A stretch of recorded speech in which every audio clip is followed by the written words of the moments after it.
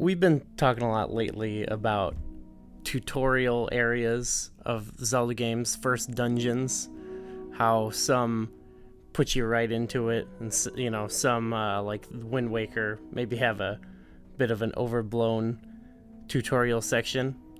And you had mentioned that you think the Great Deku Tree from the Ocarina of Time is the best first dungeon in a Zelda game. Yeah, I do think so. And I think this goes in context with like the time the game released too. Okay. Because it was a Nintendo 64 title. So it was the first like 3D Zelda experience. So people playing at the time, everything was new to them. Maybe they had played Mario 64 or some of the other early 3D titles, but a Zelda game in that 3D realm, they needed to sort of handhold a little bit early on. So to guide people, to tell them how to do basic things. The Great Deku Tree, I feel as a dungeon, is like the definition of a tutorial dungeon. Mm-hmm. It's like it like each room, as you progress through the game, through the dungeon, like introduced a new mechanic. Sure. And it was sort of like laying the foundation for almost the entirety of the game.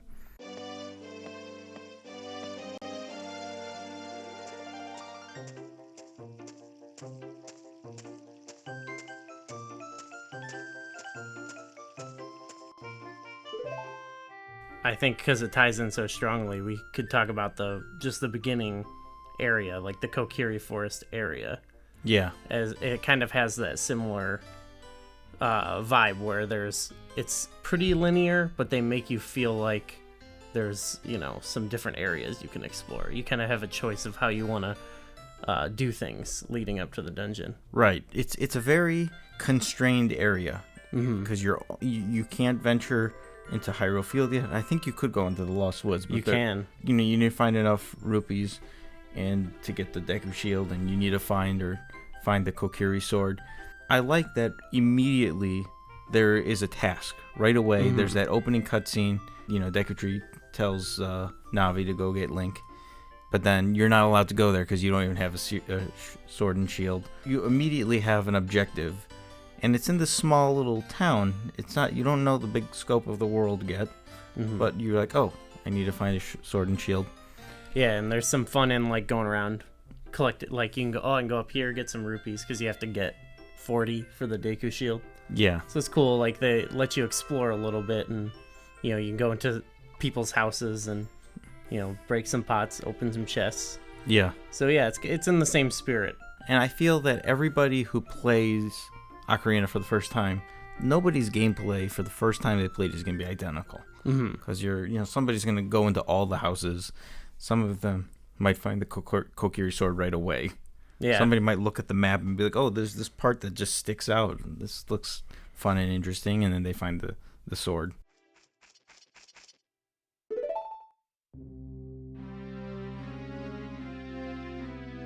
Yeah, so then, we're eventually get to the Deku Tree. And I think what is cool about it as a first dungeon, it's also, I think, like the first dungeon that is like it's like a living thing. It's not just like a palace or I can't remember some of the other, what the dungeons are called, but it's more than just this like labyrinth. It's like a part of the world. Like I was thinking before, I'm like, is this the first tree? Is this the only tree? Then I'm like thinking, well, the Legend of Zelda, they're all like tree stumps. But that's true. That's true. And there's like Skull Woods is a dungeon partially built into the woods. Maybe that's like the proto version of this. Right. But this is the first time where I think it's like it talks to you. Right. You're like beckoned in. There was like in Link's Awakening, there's a dungeon that's a giant catfish. Catfish's maw. Oh yeah. But once you go inside, you don't feel like you're. It's like square rooms and yeah. Yeah, but in this one, it's. I think you sort of lose scope of like where you are in the tree. I mean, the dungeon does have like verticality to it in that, like the trunk of the tree, is where most of the navigation takes place. Yeah. Because it is a very vertical dungeon. There's, different floors and levels. Yeah, when you first go in, you get like that cutscene where it's like looking up and then it actually pans to like a ladder. So it kind of more so than, like you said with the catfish, it does, at least you're going up and then down. It feels like you're going in a tree. You know, when you go off in the side rooms, it's a little bit like, it's just a random room, but I think that main chamber is it feels pretty real. Yeah, and the textures too. In particular, this maybe more the 3DS version, because the textures are a lot better. But like it does give that, that it's got that wood grain feel to it. So there's something going on in the Great Deku Tree. Like it is a dungeon, but like there's like an infestation going on, and I kind of like that there's like spider webs, and it's like all sorts of different Skulltula variants. Yeah, I wonder like what the Deku Tree looks like healthy inside. Does he still have like that moving platform with the spike spinning? Yeah, it's science. Yeah, no, I like it's one of the first dungeons really to like kind of have a story tied into like actually going inside of it. It's not much, but like you said, there's the infestation and the Deku Scribs you fight. They give you these little tips, it ties in. They're like a tutorial, but then they're also like part of the story. They're like, one says like, do you think I'm a traitor? One like says like sorry to Queen Gohma, like, and one's the one's telling you about his brothers. So I like that there's sort of a lead up, because the last guys even are like, they tell you what you need to do to defeat Gohma. Right. So that's pretty cool that there's like this infestation, and these like Deku Scrubs are like, I guess they're cowards, because they're immediately like, no master, don't hurt me. I do like the enemies in the dungeon are very basic. You fought withered Dekubabas outside the Deku Tree, and then you get Dekubabas. Slightly harder, but that's like one of like the most generic enemies in Ocarina of Time. And you encounter Skulltulas for the first time, the gold Skulltulas, the skull wall Tulas. And that's almost, I think, the extent of all the enemies. I think there were some like Gohma larva, but it was a good like introductory to some of the combat as well, because other than those withered Dekubabas, which don't really attack you, these are the first enemies in the game. And you learn different things from different enemies. Like the Deku Scrubs, you have to block their shield. You can't just walk up to the Skulltulas. They'll spin around and hit you. And so I like that they kind of present all different challenges. It's not just go up and hack at them with your sword. Yeah, and it's the tutorial, at least when I played it for the first time, nothing was annoying. Everything felt appropriate. And like when I look at it now, it's like you get in there and it's like, oh, there's vines, you can climb on these. Oh, here's a door, this is how you open it. Oh, what do you do? How do you get out of this room? Oh, you got to shoot the ladder with the slingshot. And like they give you a little bit of hint to what you have to do. Some cases hand holding, but then I think one of the things the dungeon does well, and I vividly remember this as a kid. I got stuck several times in the Great Deku Tree. 12-year-old Masius is playing this in 98, and the first thing I got stuck was how to break through the spider web. I vividly remember like walking around, and there's that one part, I think it's on the second level, it just like extends out. Oh. And you can jump, but then you jump and it just bounces. Yeah, you have to get higher. You don't quite have enough height. And then the game actually doesn't tell you specifically what you need to do. And it's just, but you see, oh, okay, we got to put a little more force to it. And then that's when you jump from the top floor. Do you think it was unfair? No. Okay, so you were stuck because you hadn't gone to the top floor. Well, I eventually did went to the top floor, but I didn't think to jump. Oh, okay, I get you. And I think at one point I jumped, but I didn't land perfect because I was still getting used to the joystick controls and everything. I don't know if it's like the best hint, but the Deku Scrub you kill tells you, if you hold forward from a tall jump, right, you could survive, which doesn't really pertain to breaking through the web. But I could see how you're like, okay, it gets jumping from up high. Like the idea that it's safe, that you won't die. Right. Because I bet if you're playing the game for the first time, you're like, well, if I fall, I'm going to die from here.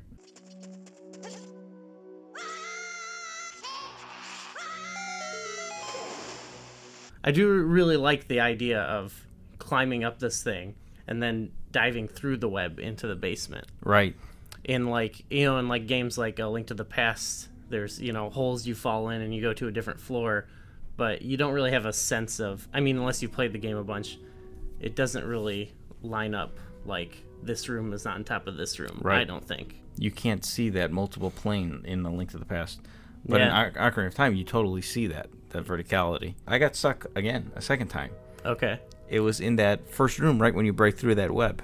Okay. What got you stuck there? So now we're in the basement, and I look at this now, and it's so simple. You step on the switch, the torch lights, you use the Deku stick, you light the stick, you jump across the water, burn the web. I do that like instinctively now. Yeah. There's nothing to think about.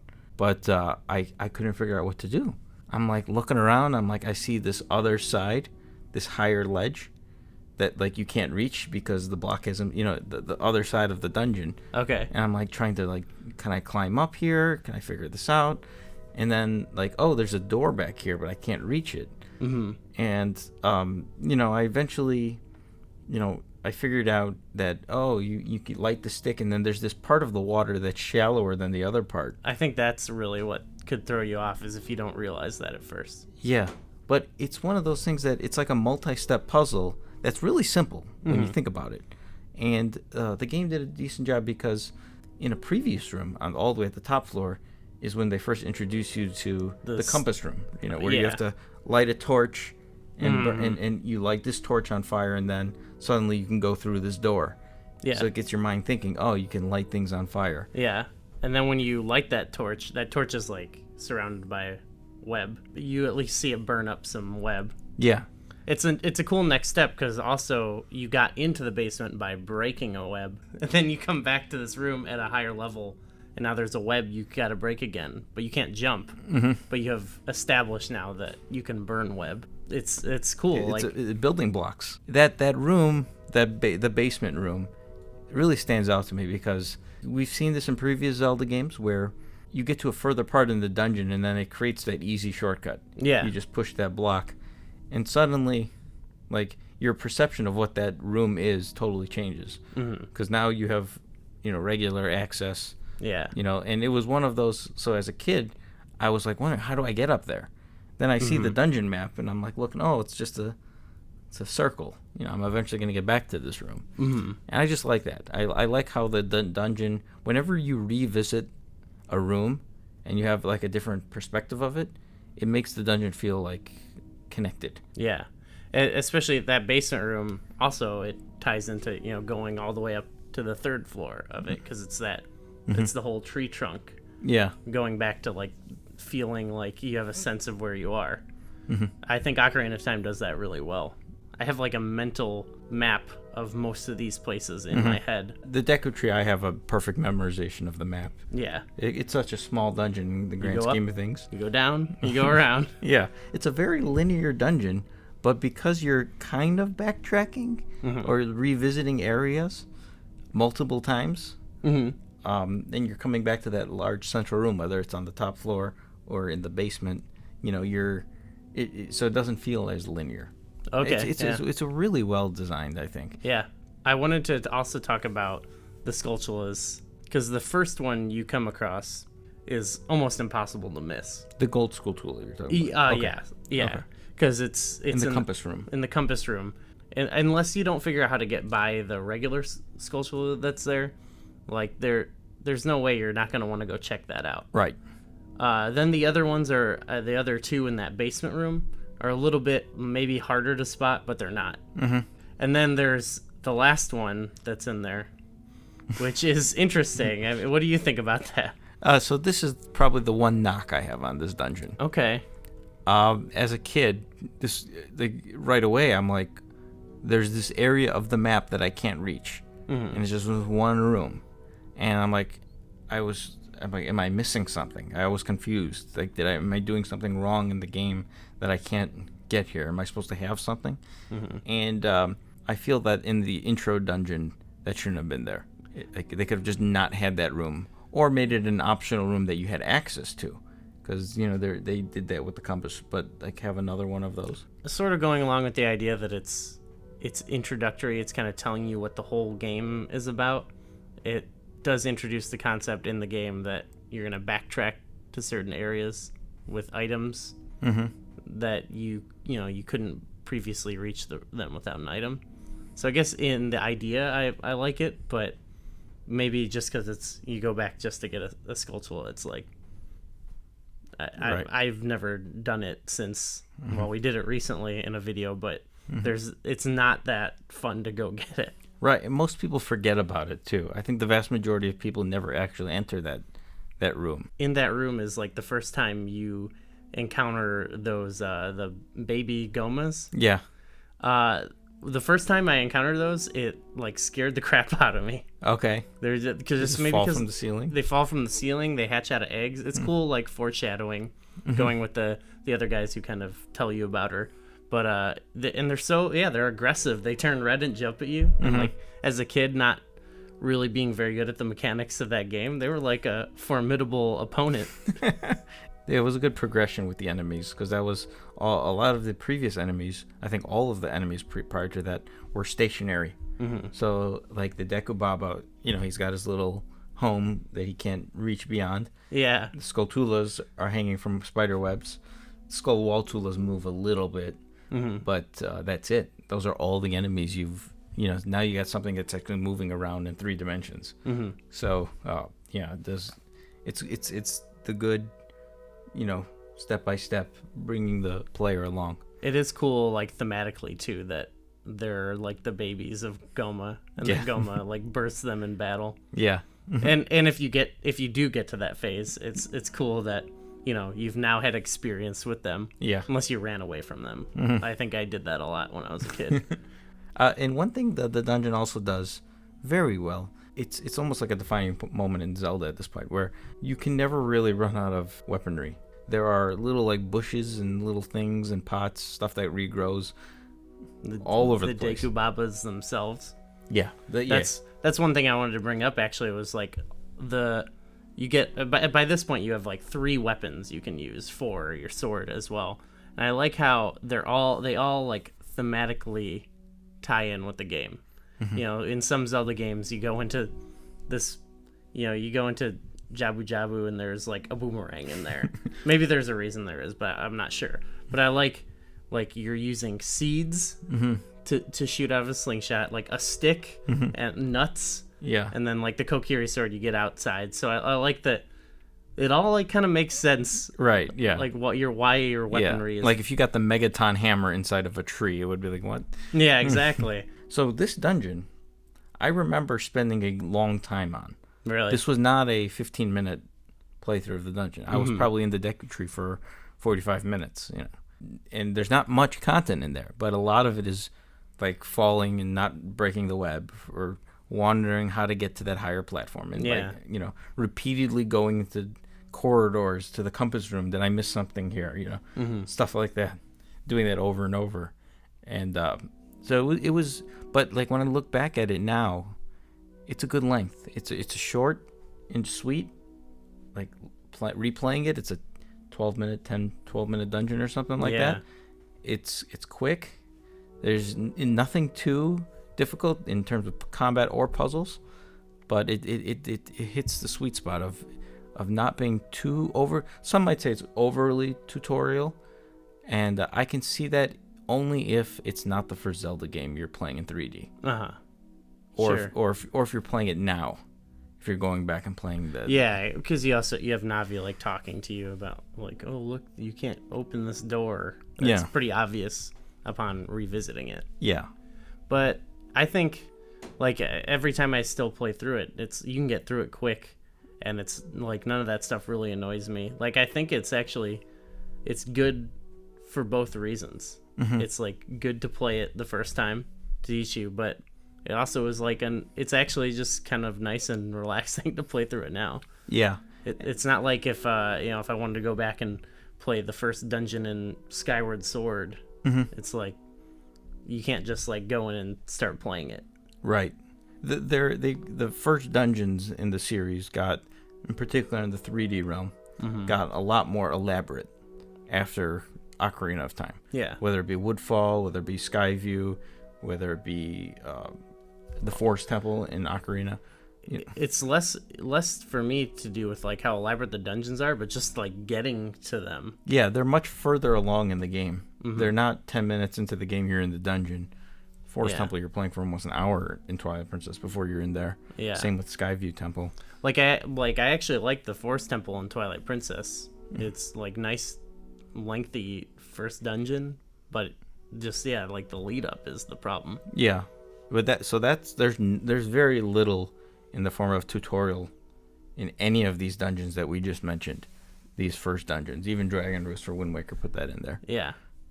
That's like what's great about this dungeon is it fuses the two. Yeah. Like it's taken a while for 3D Zelda games to like get back to that. Yeah. Because now with Breath of the Wild, you start that game up and you're in it. Yep. Go play. Yeah.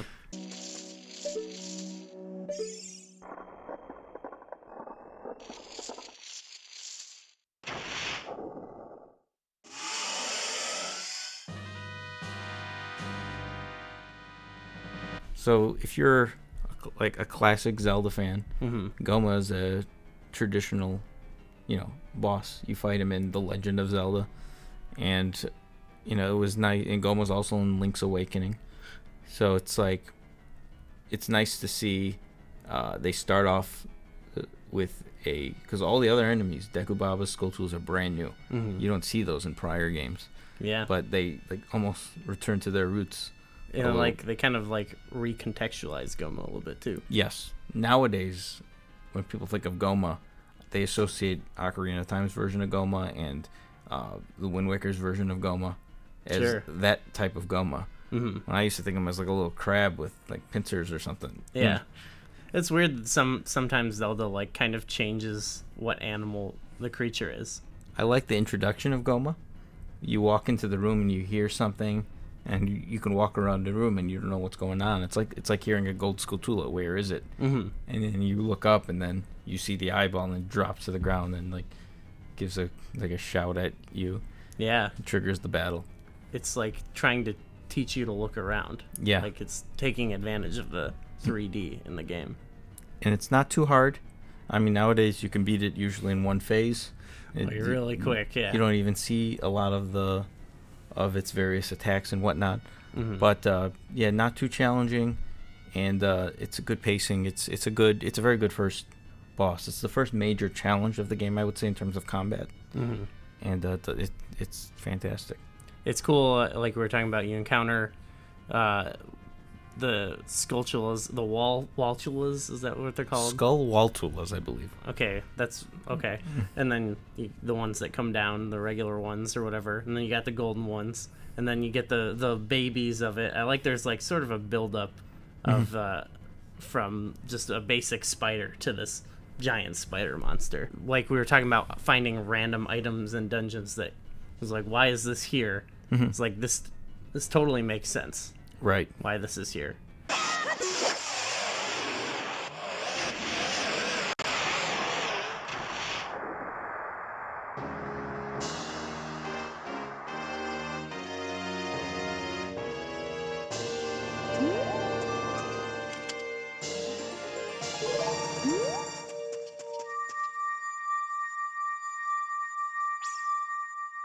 One other thing that it does really well, as far as being the first thing, is now it also establishes the story like right away and really well without this long lead up to the dungeon.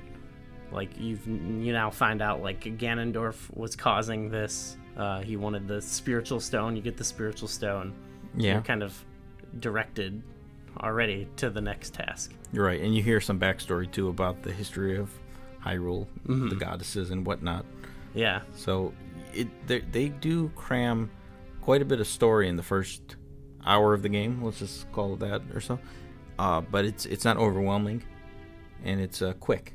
It's pretty amazing that you beat the boss. It's a victorious moment, but then you come out and then you watch the Deku Tree die. Yeah.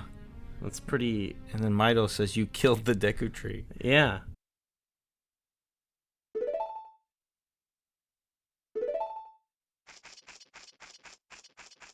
But yeah, it's sad. He dies, and I guess presumably he can't hold back any of the monsters anymore. He's like their protector. Although then we get the Deku Sprout Yeah, much later on. And does the Deku Tree ever really die? that's true. Yeah. I mean, what is that Deku Tree from the Wind Waker? Well, is it it's the Deku Sprout? He becomes the new Great Deku Tree. Maybe the Great Deku Tree just lives on as trees reproduce. Yeah. I wonder if he had. I mean, he must have some of the, because the Deku Sprout comes up and he has all this knowledge already. It passes on, maybe. Yeah. He tells his kids about. I'm sure his some kids, people is that know right? the lore deeper than that. Yeah. So yeah, that was another a deep dive into another dungeon in the game. We're gonna look into doing this some more, probably Yeah, probably. with some other stuff too. Let us know like what other dungeons you'd like us to go over in the future. Let us know your thoughts on the Deku Tree. Is it a good tutorial or does it hold your hand too much? Like and subscribe if you enjoyed the video, and thanks for watching. You know, I never said this whole video, I never called it the greatest Deku Tree.